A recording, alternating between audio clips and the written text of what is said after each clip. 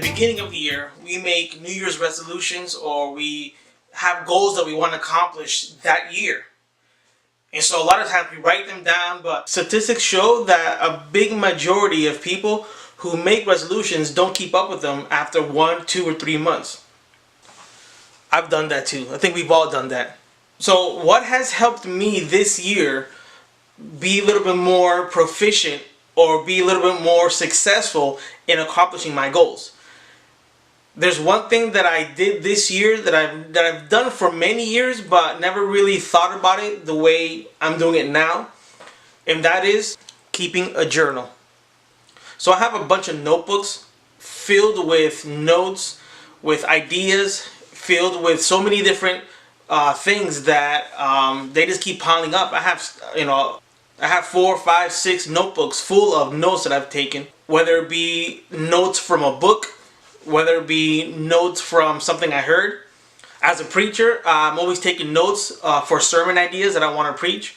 But the thing was that I've always had various notebooks. I've always had a notebook for sermons, or one notebook for notes, or one notebook for books. So this year I decided, you know what, let me just take one book and combine everything there so I don't have to be looking for all these different notebooks, or sometimes I misplace one or can't find the other one. So what I did was I got myself a journal. This has been so helpful for me. I never thought that I'd be one that would keep a journal. I always thought that was something that maybe girls do.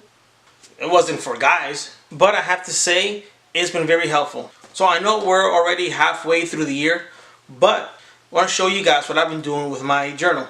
So I've entitled it 2017 Life Guide. Instead of having multiple notebooks, I just put it all together on one notebook, and I can carry it with me wherever I go. If I go out of town, I can take it with me. If I'm out in the car, something comes up, I can write it down. So I keep it with me, so it's portable, and it's very, very helpful. So I've broken it up into different sections. In the beginning, in the first section, I just have my name on there, and I ask myself a question: who am I? And they're just brief statements of who I believe that I am, or how do I see myself. And so it's very important that you don't go based on what other people think of you, because everybody has their own opinions of you. So the most important opinion is the one you have about yourself. The second section that I have in my journal is favorite quotes. So when I read a book, I like to highlight certain sentences or phrases or quotes that really impact my thinking or really can build me. And so I have a section called favorite quotes.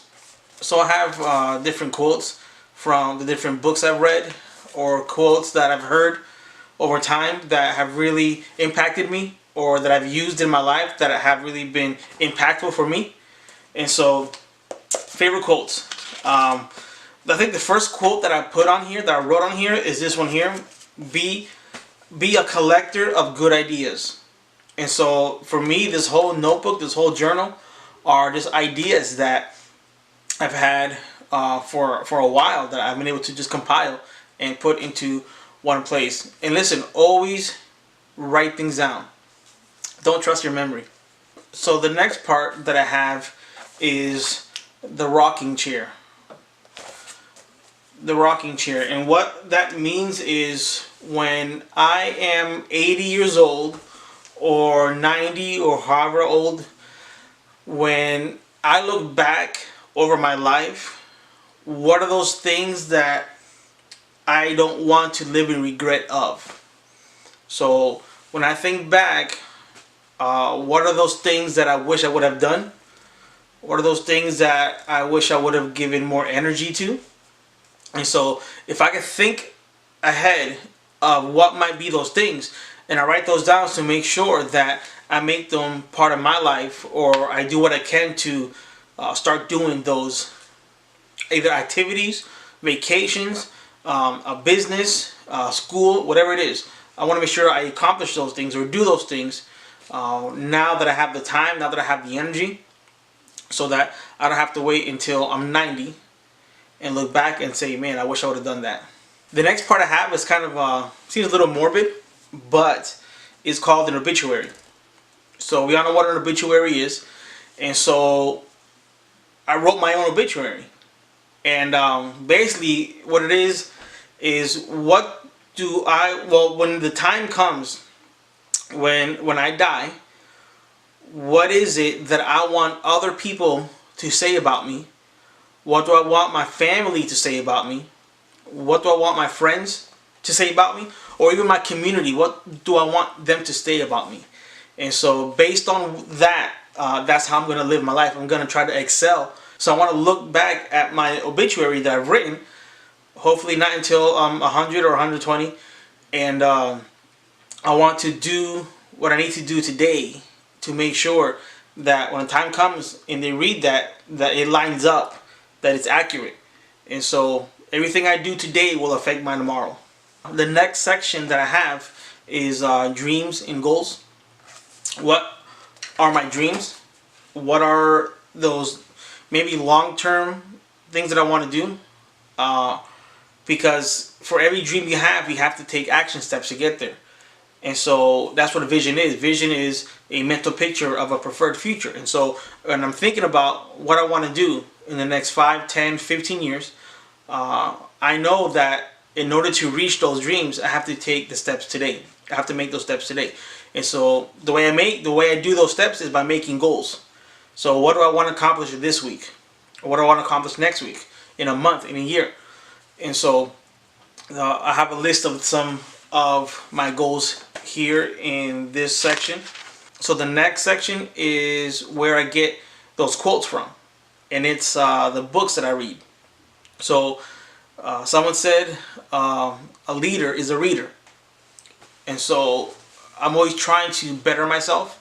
I'm always trying to see what I can do to have an impact in my immediate area, within my family, either the church that I'm pastoring, friends. And so I always want to do better. And so I'm not satisfied with where I got here. I'm grateful for what I've accomplished in the past, but those are past accomplishments. Those are I can't look to those and say and feel satisfaction that, oh, I've done all I can do. No, every day is a new opportunity to do something new. So anyways, I have a list of books that I want to read.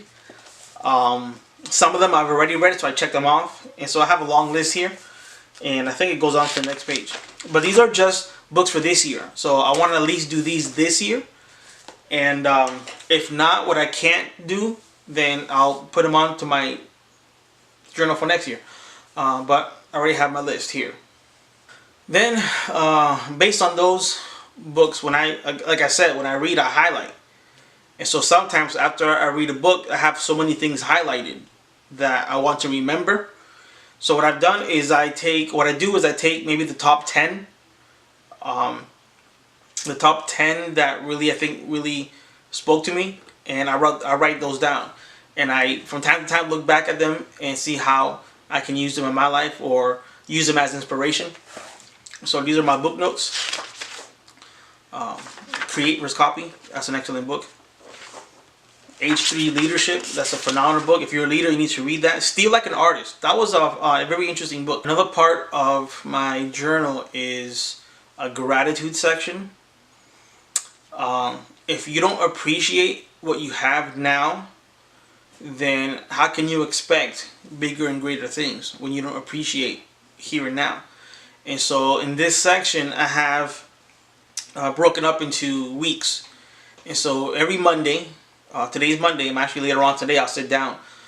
So every Monday, I think back about the past week and find one or two things that I was grateful for, whether it be being able to spend time with the family, which we spend time all the time, but something special that really stood out, whether it be maybe a vacation we went on just a few weeks ago. We were on vacation, so I wrote about that. It could be a moment in the past week that really impacted me. So something that I'm really grateful for, something that I can learn from, and I really appreciate all that I have. I have a few other sections I won't get into today, but I want to leave you with this last one that I have, which is Rules for Success. And in this section, I just wrote down, again, based on books that I've read, or whether it's a video that I saw. It could be a sermon that I watched or I heard. But I try to gather the information that really just sticks to me and write them down in these rules for success. And so these are just little nuggets that really I think are very useful in our lives. It can be small things, like even something small as be different. Why do you want to be like everybody else? You know what? You're unique. There's nobody else like you. There's nobody else like me. So I want to take my uniqueness and have an impact in my world and what I can do. So everybody is unique, and so nobody can be me the way I can be me. Nobody can be you the way you can be you. And so why try to just blend in with everybody else? No, you're your own person. You're your own person. You are special. You're unique. Be different. Be you. Another one that I have here is be willing to fail. Yeah. Some people are just scared of failure, so they don't attempt anything. I think it's healthy to fail, because when you do, you learn from your mistakes. You learn what you did wrong. You learn what you could do different. And so it's very important. All right. Well, that's it for today. Thanks for watching, and we will see you next week.